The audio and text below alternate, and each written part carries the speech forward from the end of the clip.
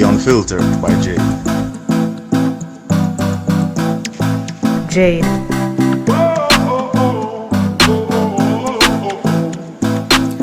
Welcome to The Unfiltered by Jade, where we educate, empower, and entertain. Feel free to like, share, subscribe, download, donate, and make everybody know about this.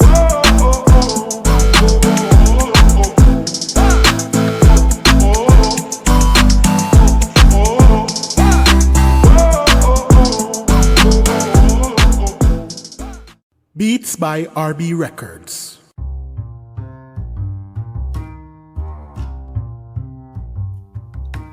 Shopping assistance, your style, your budget. Our services include online and local shopping for individuals and businesses, personal shopping, purchasing of company and office supplies, importing and exporting small packages across Jamaica and worldwide, and helping you find unique gifts and items for all events and occasions. Contact us at 876-919-5195 or shoppingassistance2015@gmail.com. Shopping Assistance, your style, your budget. Welcome to The Unfiltered by Jade. Today we have with us here Pastor Joyce Williams, and she is an author, a pastor, a speaker, and she has a book called My Puzzle, God's Miracle, which you should also get even by the end of listening to this podcast. And today we're going to be speaking about her story, which is being healed from kidney disease. So it's an interesting story, and we're going to see how we're going to walk through with her the process of when she realized she got it and the healing journey and, some encouragement at the end of it. So, hello, Pastor Williams. Good morning. Good morning. God bless you. Good morning. It's good to have you here. Oh my God. Thank you for having me.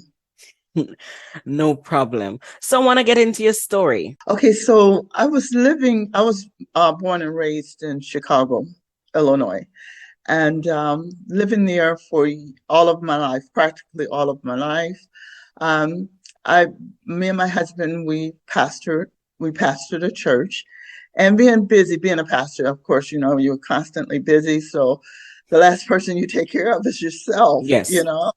And so having said that, I found myself getting tired more.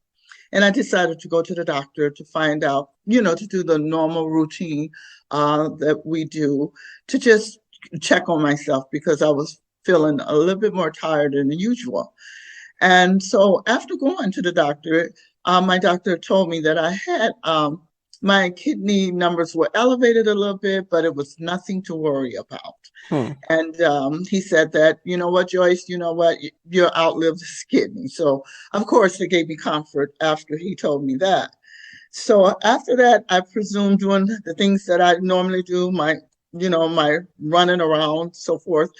And then I found myself getting sicker, but I remember what the doctor said. It was nothing to worry about, and getting sicker, meaning, my body started getting weaker and, I started developing symptoms of swelling and different things like that. They gave me a little concern, but not much because I took his word that everything was okay. So going forth with my, with what we do in the ministry, we went forth and I didn't bother to go to the doctor again for maybe another year. You know how we have a tendency when we get a report from the doctor that we're okay, then we just go with that. We take it, right? Yeah. So I didn't go back to the doctor. I resumed my life, as usual. And things started to happen. Things started happening in my life that made me, not only write the book, but name the book My Puzzle, God's Miracle, because pieces of my life started breaking apart at that point. So going forth, moving forth, and listening to the doctor and him telling me everything was okay, I took it for what it was.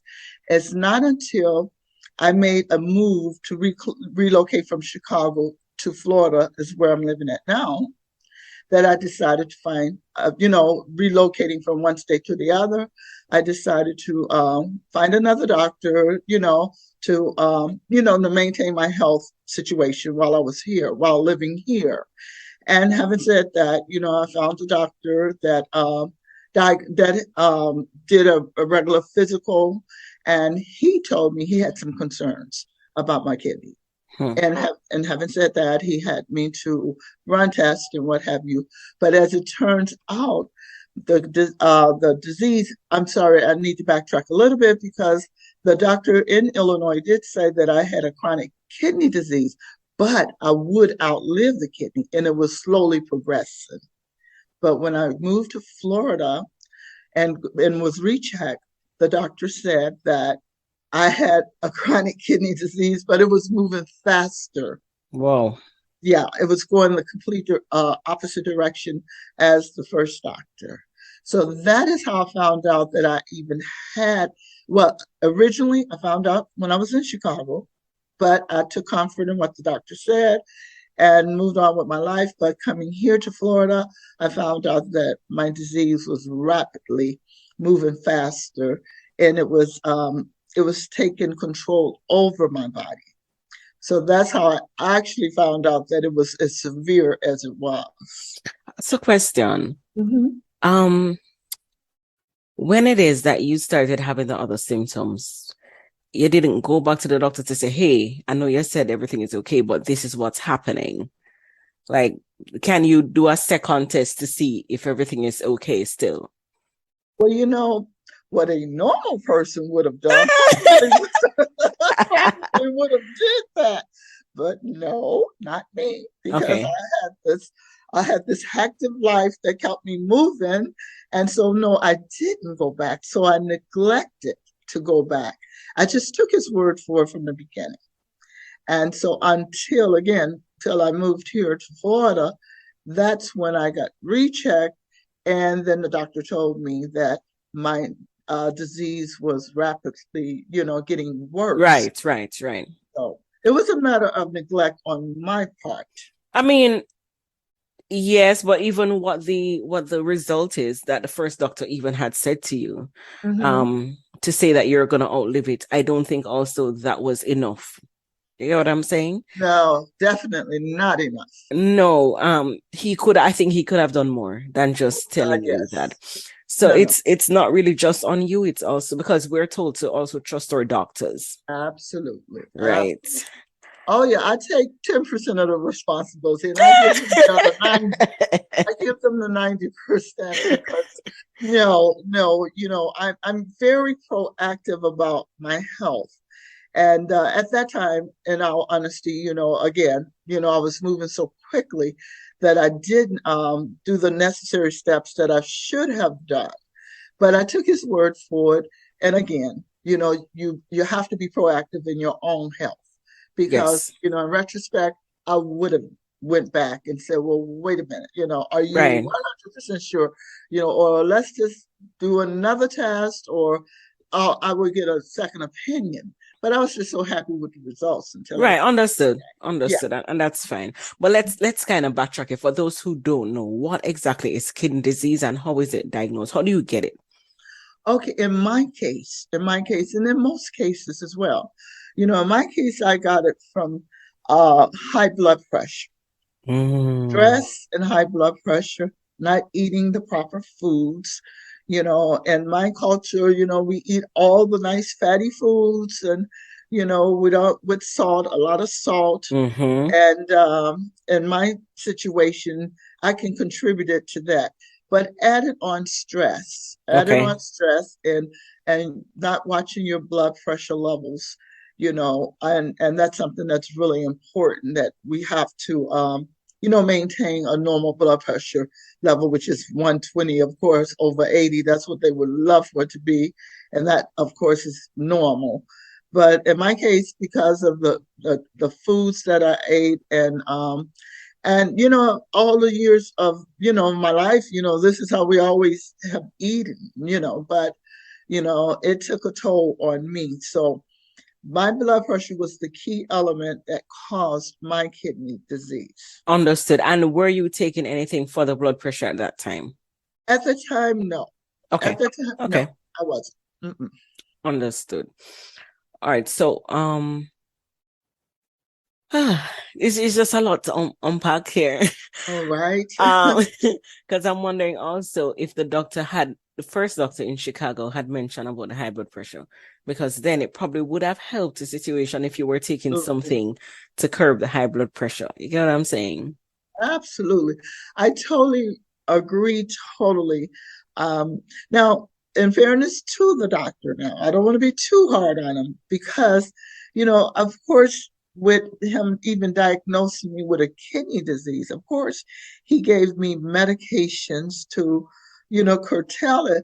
But, to me, again, it wasn't enough education part of it. You Okay. know, if he had given me more, if he had educated me just a little more, then I would have done a little. I mean, giving someone a pill to take, even to say, if you give a pill for the high blood pressure, and say, okay, I need you to take this pill. But if you don't add, but you need to stop eating this, or you need to exercise, or you need, there should have been some other need to do things. But he didn't educate me enough. Mm. So I'm not going to say he didn't give me any medication, and so he did. But again, it takes more than just medication. It takes education as well. So that's what he failed to do. And Okay. again, I take responsibility because I am the type of person that asks the hard questions and Mm-hmm. asks. But I was just so happy to hear that I was going to outlive kidney. So that was a Right. plus for me, right? Mm-hmm. Mm-hmm. But I get that. yeah. How did this affect you emotionally, physically, and spiritually? Oh my God. How much time do we have? Gee. Okay. Emotionally, because my husband is my life partner, my bestest friend in the whole wide world. And it took such an emotional toll on me because it affected at the time that I found out, not only were we pastors full time, I worked, and so did he. We had full time jobs and pastoring too. Right. So my responsibility was so great. And it took a toll on me mentally because of the fact that when you say disease of any kind, it makes you nervous and make you, and you just be all of a sudden something. But when they said disease, it's like, oh my God, life's over. Mm-hmm. Mm-hmm. Life's over. Where do I go from here? But because I had such, have this future plan and so many things that I want to do. So you go down that rabbit hole. And so emotionally, it really took a toll on me. It really, really did, And I'm the type of person that, I don't complain. So, I mean, not complaining. And my husband being my not only soulmate, my helpmate, I didn't want to put any worry on him. And because we had so many things to do. So, spiritually, my faith, because I'm a true faith believing, walking, believing sister, my faith didn't waver, but I did get concerned. I did get concerned because I didn't understand how all of this was happening to me. And, you go through those questions, that old, why me, how come, and all of that stuff. And so that took a little toll on me because, it's something, again, when you've been diagnosed with anything, it's like, okay, where do I begin? Mm-hmm. And, spiritually, because my faith is so strong and I believe God and I believe in the power of healing, that is what sustained me. But that human part of me, had me just a little bit concerned. Mm-hmm. And I know sometimes that can sound confusing. It's like, how can you have all this faith and you believe, but yet you're still concerned? But again, that's the human part of me because spiritually, I knew that I would be okay. But on a human level, it took a toll on me because it seems like the symptoms started increasing so fast. And so it's like, oh my God, it's like the minute I found out that I have this disease, it's like everything just started moving so quickly. And my body started deteriorating so quickly. So when you combine that with, you physically, your body is deteriorating, but then yet you're spiritually, you're fighting this thing, Right. because you're finding every scripture, Oh, yeah. you I to know that. Hmm. yeah, to supplement that, so it was just like a sort of a tug of war, so to speak, but that made me human because, those are all the human things that happen when you find out you have something that's causing your body to deteriorate. Yeah. And I'm happy you also mentioned that, in fact, where, yes, you know, you're a Christian and you're spiritually there where you know that you'll be okay. The truth is, I also Mhm. don't know how you knew you were you were gonna be okay. Because as a Christian myself, I don't know if I'm not at the place where you're at. I don't know. Because I get that. my mind will be going, and I'm like, God, I'm trusting I you. know, right? What is happening? What is happening? Um, sometimes I have to say But also, like, if there's a particular thing that has happened or is happening, because um I've been to the doctors and I've heard stuff and I'm like, God, what is this? But I have to yeah, realize that, okay, probably if this didn't happen, I wouldn't have probably taken the precautions to make my life better by eating better. absolutely, absolutely. Well, now, granted, don't get me wrong. Um, I can, because so many things have happened in my life that God has shown me, not proven to me, because He has nothing to prove to me, but has shown me that I'm an overcomer, and then I'm a fighter. I'm a fighter. If it's bad, then I'm gonna make it good. Mm. Some kind of way. In my mind, I can turn it around because the mind is powerful, and I would just turn it around, even if it's right in front of me, even if I'm looking at myself going through it or feeling the pain of it. I would just change the narrative of it. I would basically say, okay, so I feel this pain, but I could be paralyzed and not feel this pain. It could be so much worse, and I know God to be a healer, and I'm a true faith believer. And because so many times He have shown me what He can do, and I chose to believe that, even though things were tough, but I had to keep my mind in a good place, because if you don't, then I knew the stress is one of the reasons why I had the high blood pressure. So if I begin to stress myself, it would not make the situation better. Yes, it'll make it worse. It would make it worse. In terms of, I'm gonna touch with you on the stress. So being a pastor, it Mm-hmm. comes with a lot of stress. Good boy. How did you minimize that for your health? Well, again, I held a big responsibility in the church, and I believe in delegating.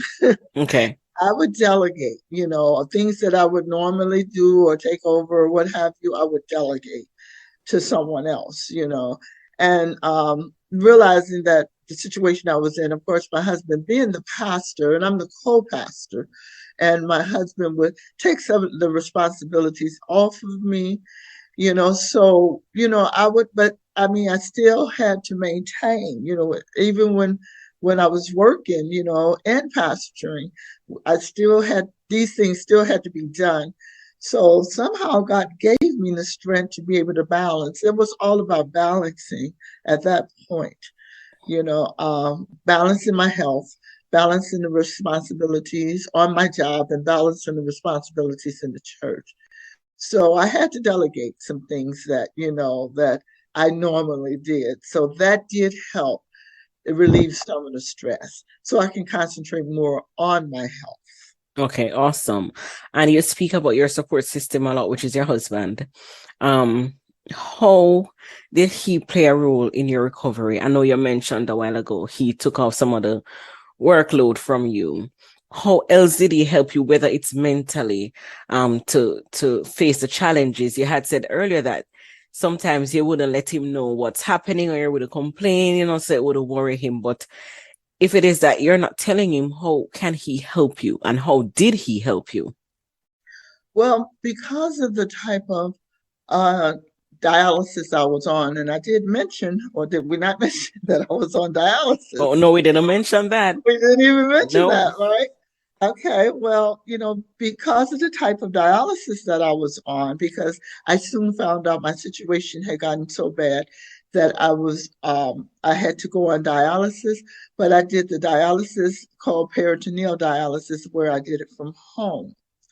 And so, actually, for after finding out that I was diagnosed, I was on dialysis for 4.5 years. Okay. And I did it from home, meaning that my husband, we had to take classes for it. It's a real delicate procedure that I would plug up into a machine every night, and we had to do it, manually ourselves. And my husband played a major part in that, because it's something that you can't do by yourself. You need a partner to do it with. Okay. So he was there every step of the way with me. And then spiritually, he was there to encourage me, to just keep the faith that he knew that I had. Even though you feel that you got all this faith, it's always nice to have someone that sees what you're going through and can encourage you spiritually, because we live this life. So he was there in that respect, and then I didn't have to tell him the things that I was going through, because he basically knew, because we both had to get educated on the process of what, as far as the dialysis were concerned. So he was there every step of the way from day one, and supportive every step of the way. So it was like a tag team sort of thing. But it Nice. was but he couldn't I couldn't very well tell him, like when my ankles would swell up like Tootsie Rolls and my wrists would swell up at the same time. He could never understand the excruciating pain that I was in, Right. because when when you're on dialysis and your blood is not filtering correctly, and you're getting taking poisons out of your body, only someone that have experienced this Well, would know. no. So he was there. He was there to every step of the way. Not now. I had other support, of course. I've had, of course, my children and family and friends and what have you. But the 100% support that I had was from my husband, and for that, I'm eternally grateful for that. Nice. Awesome. God is good. He gives us the support that we need, actually. Yes. I want you to take us through your healing journey. Okay, well, I want to speak a little bit on, as I was going through the journey of being on dialysis and the emotional toll that it does take on you, because it's like a never ending cycle. You never know when this is going to end. And you know that if you have something mechanically causing your body to function, that's not going to last forever. Right. It's like a car, you can oil it, you can put all the things you need to keep it working, but eventually the car is going to get old. Mm-hmm. And, and it's going to give out, at some point. I don't care how well you take care of it, right? So I kind of looked at my body like an automobile. You're constantly pumping things in and out, things coming in and out. And it's just it was a temporary something temporary that wasn't going to, it was not going to sustain me forever. And again, I began to educate myself on, I got real educated now. I educated myself on what's the process of doing this, and what's the stats on how long that I can live this way, and what can I do in that time that they're giving me, even though I know God has the last say. Right. But from a scientifically or medically, I had to look at all of that. So I educated myself during that process because I wanted to know what it is I can do while I'm yet here doing, what am I able to do? Right. How long would I be able to do these things? So I did a lot. So going through my process, those things I took real serious because there was so much yet to be done. And I do know that we live this life and we don't know from day to day when God decided to call us home. But it's something about when somebody put a deadline on you. Mm-hmm. And so you begin to think differently. So my mind would think differently, but yet I would still think naturally, but I think I thought more spiritually than naturally. Right. So uh, that really helped me to make it through my process. But I understand everybody is not where I'm at. No. Everybody's not there, and I get that. You know, so for people that's not there, I mean, in my process, I just say the times where I just got into self and not spiritually, and of course that self pity sets in sometimes, Mm-hmm. and you're like, oh my God, then you really go with those why me, why me, why me. I call it the sliding down the wall moments. Mm-hmm. And so I had maybe a couple of those, and I Right. found out Right. it's good to slide in the shower. It's Right. something about that. You slide down the shower and the water coming down, you're Right. already crying. So, Uh-huh. Uh-huh. you got the water coming down on you, it's almost like a cleansing. And once you get to the bottom of the shower, you just get up. Right. You Mm-hmm. know, Mm-hmm. at least you're all cleaned off. That's right. So I looked at that, in a different respect too. I was like, oh, okay, enough of this because I can only slide for so many times That's now. right. Enough already. And so in my journey, it was more forward than back and forward. Okay. And I knew this is something I had to do. If this was my life, this is how I was going to live. So let's just do it. Nice. Nice. Nice.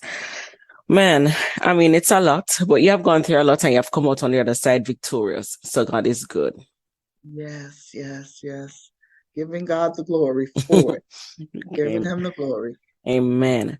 I want to know, where is it that we can find you and we can find your book? Well, you can find me in many, many places. Okay. You can find me on my website. And my website is, of course, www.joycedwilliams.com. You can find me there. You can find me on Instagram. You Mhm. can find me at Walmart. You can find me at Barnes and Nobles. You can find me at Amazon. You can find me last there. Find me last there, okay? You can find me on my website. And you can find me on YouTube. I'm on YouTube now. My book is an audio visual on YouTube. Nice. Yeah, my book, God's Miracle. And let's see, I'm kind of You're I'm everywhere. I'm just all over the place. You know why? You know why I'm all over the place? Because see, I made a promise to the Lord. And I promised God, I said, when, not if, but when you heal me, I'm going to let the world know that you are God and you are real. And the way they're going to know that is they're going to see me. So when they see me, they'll see a miracle. Yes. Yes, because my book will go into details of my true journey. And I left no stones unturned because it wasn't all peaches and cream. My life was a journey to Yes. get to where I'm at now. So, Yes. I encourage you, if you want to be blessed, I wrote the book for that purpose, to be a blessing and to be a help to someone and to educate them as well. Yes. So you get a little bit of all of that. Yes. Yes. I love that. Thank you so much, Pastor Williams. I really appreciate you coming and sharing your story. I appreciate you having me. Yes. And I've learned, or it's important from your story, that a good support system is good. it's good to have that to carry us through, because yes, we have our faith, Yes. but we do need the support of others. So, God bless your husband for being there for you. God bless your kids, your other family members who were there for you throughout this journey, because it also gave you some more support and some more backbone to go through what you're going through. Yes. Yeah. And it's also important for us that when we get we get some recommendations or diagnosis from doctors, we try and ensure that, we also take some time to analyze, okay, am I feeling okay, as they said? Now, if we have any other symptoms, we do get it checked out same way and ask someone to do double checks. Let's see if we're okay, just to ensure. And, we do research ourselves also. Absolutely. Absolutely. So that's vitally important. So thank you again so much. Oh, you're so welcome. Yes. And I appreciate you. Yes. And I'm sure our listeners have learned from this. And yeah, thank you again. And we'll definitely be back next week, Tuesday, on the Unfiltered by Jade. Thank you.